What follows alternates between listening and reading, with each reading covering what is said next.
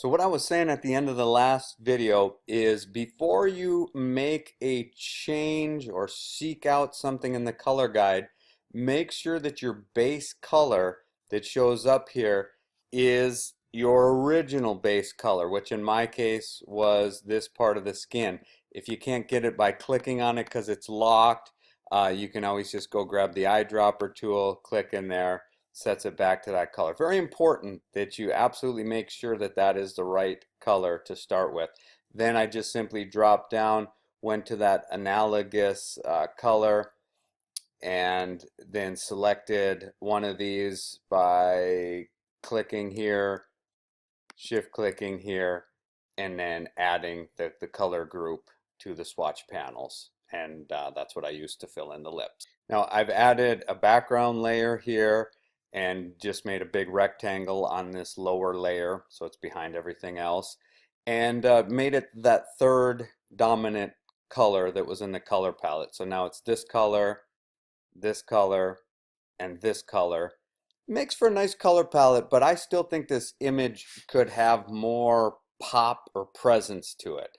Now, sometimes as a graphic designer, you're given the color, so I'd have to say, okay, I have to work with this, I have to make this work. So at this point, I'd go in and I'd use some artistic license and add a little bit more detail here, probably here, any areas that are starting to look like they're going to flatten out. But I'm not necessarily sure yet that that's the direction I want to go in. So what I'm going to do is I'm going to file, save this, and I suggest you give this a try. But before you do what I'm about to show you, do a save as and just call it, a whole different name. And in fact, I'm going to call it Color Try with Wheel. And I'm making sure that this is the document that I'm working on. Okay, so what we're about to do here is spin the color wheel and get all these colors to uniformly change. So in order to do that, we first have to make sure that all of our layers are unlocked. So I'm going to go to the drop-down menu in the Layers panel, select Unlock All Layers. Then I can go back through and lock any ones that I don't want to change, which would be any images. Not that you can change those anyway, but like my notes. Everything else I want to have access to.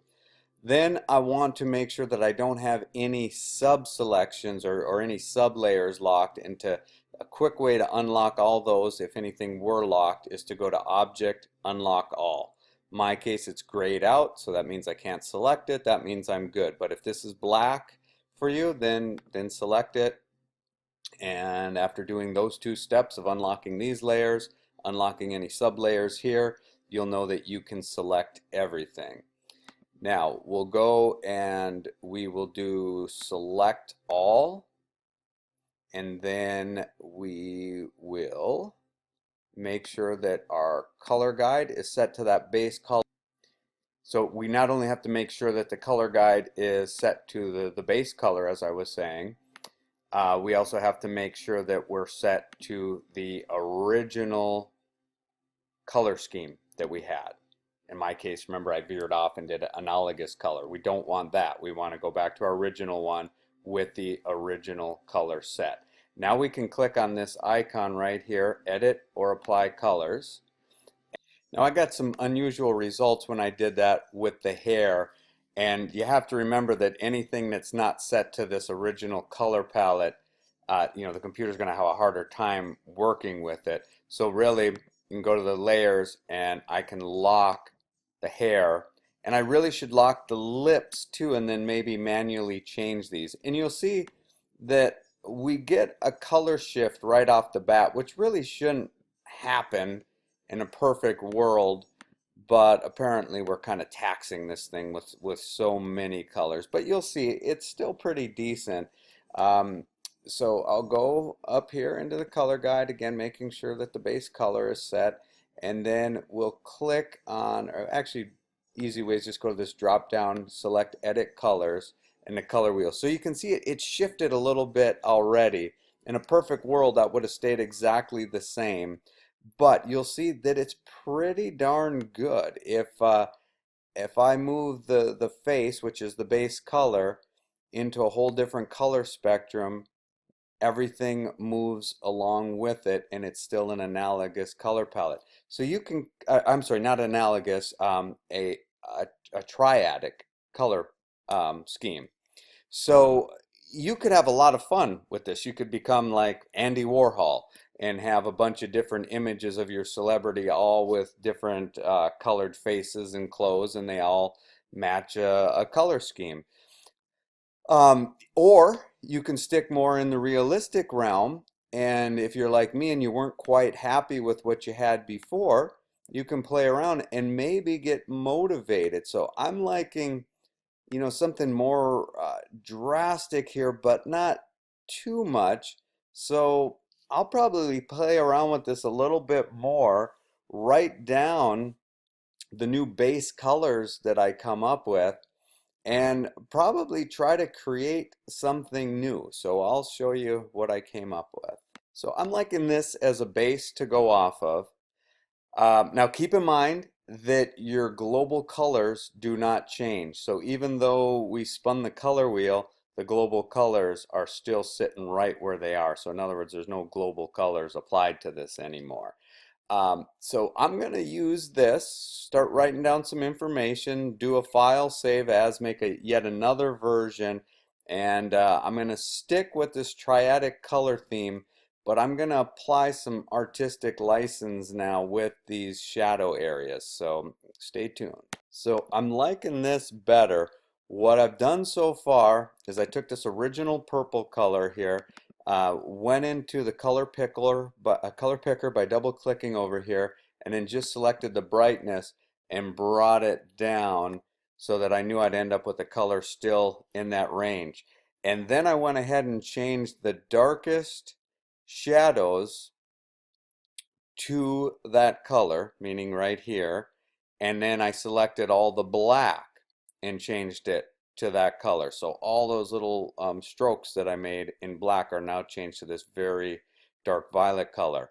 And I'm going to see how far I can keep going from there. I think at this time I'm going to go ahead and put the whites of the eyes in, and I'll show you my next experiment. So what I've been doing here is a series of experiments where I'll take either the original or the last one that I worked on, select it, click and drag, hold down the option key, make a copy of it, and then make sure that the others are locked. And the way to lock a whole bunch of stuff easily all at once is just select all of it, Command 2, which is the equivalent of going Option, Lock, and then selecting, let me just show you.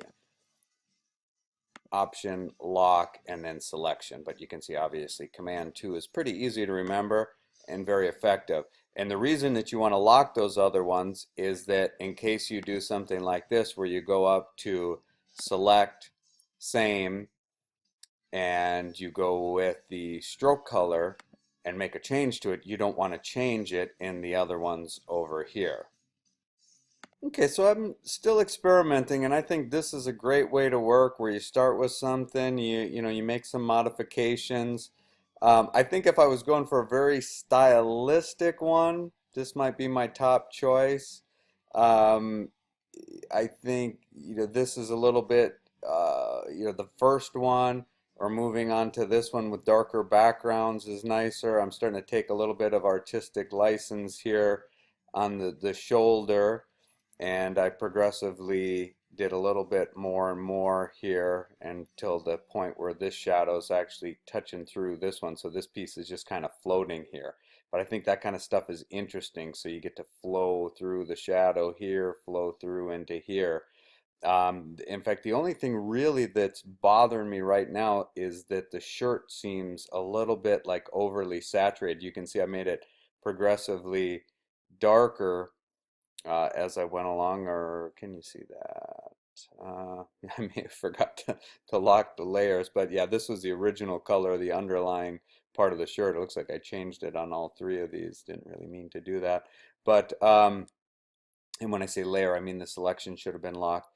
But yeah, so I'm going to play around with the shirt. You can also see that I went from, it kind of appeared to me like the lips almost seemed too realistic for the style. You know, especially in here, sometimes I looked at that and I thought, man, do I still have the original image on? Not to pat myself on the back, but you know, it actually kind of worked against me. So in the end here, I went back to the lips and I just made them the same color as the skin, which I believe makes them all kind of blend. It makes, you know, the whole thing kind of blend in a little bit better. So let's see. So here's two versions of the shirt. This one where I took a lot of the saturation out again, just by selecting a color, going up to select all with the same fill, and then just double clicking in here, and then you can move either the saturation or the brightness. So this one is more of a saturation change, this one is more of a brightness change, and I kind of like this one because it seems like this one gets maybe a little too pale overall, but that's probably just getting into you know, personal preference at this point. So now we're down to printing. So what you might want to do even is pull up whatever sheet size you're going to print on and put a bunch of these on it. You know, print them out small size, because for one, you get major color shifts when you print anyway, so you'll probably have to save a document just for printing.